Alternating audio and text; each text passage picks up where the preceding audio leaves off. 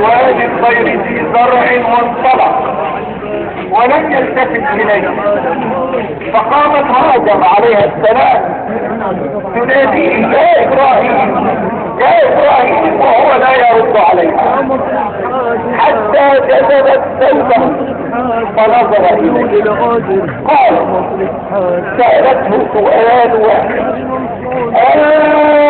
الله امرك بهذا؟ الله امرك بهذا؟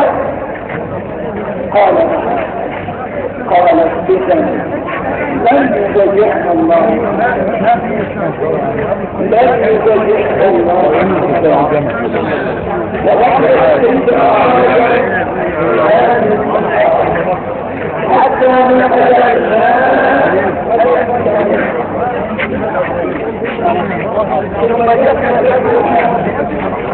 طبعا الناس الباكستانية هي ماشية في ميدان أبو العدوية. ولم يعد هناك لبن للربيع اسماعيل اخذ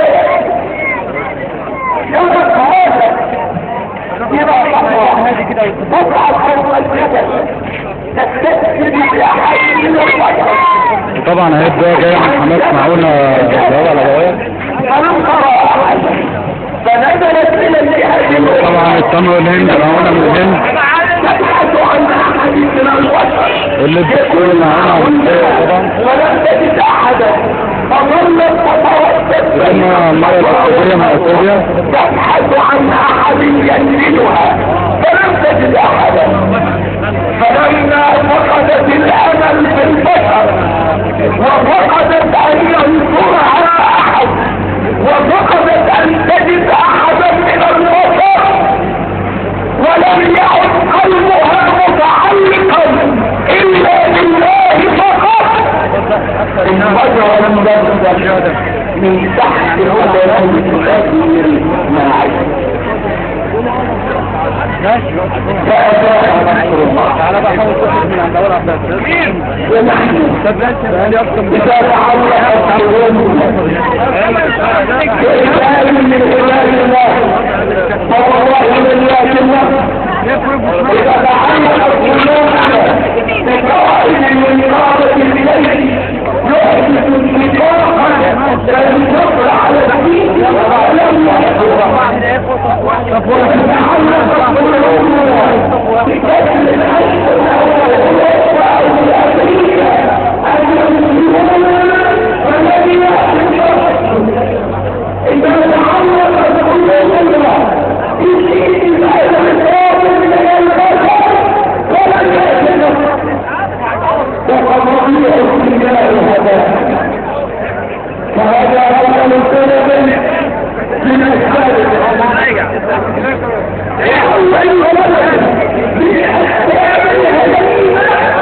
أن تتعلق قلوبنا أيضا بأحد الجرائم. علم ذلك عمر بن الخطاب رضي الله عنه وأرضاه وعدل خالدا الولي.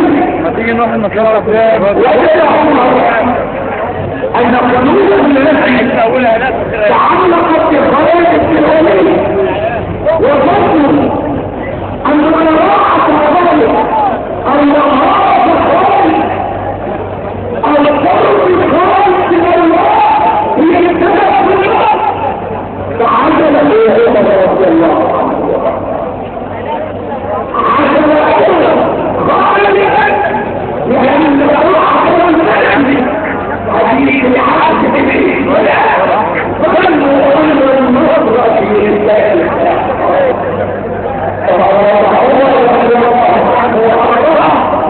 أن يكون الإنسان النظر بين الدين إنما النصر بالله عز وجل من الله.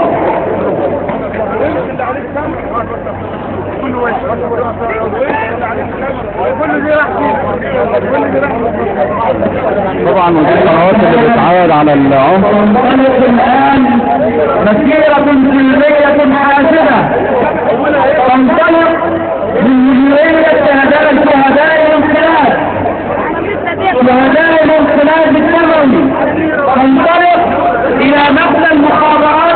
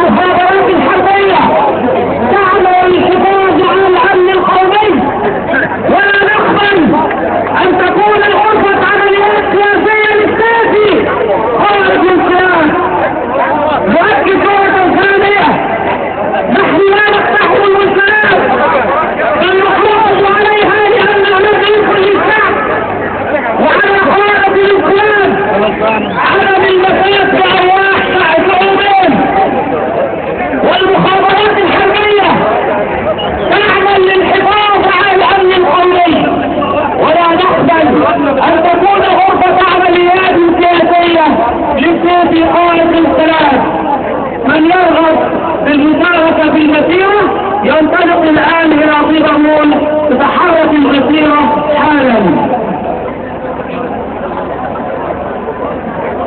أقول أيها الأحباب أن أول أسباب الهزيمة هي أن تتعلق قلوبنا بأحد من البشر، فأرجو أن نتخلى عن انتظار النصر على يد أحد من البشر. إذا تخلينا عن البشر وتعرفنا بالله عز وجل أتانا الله في أقرب ما يمكن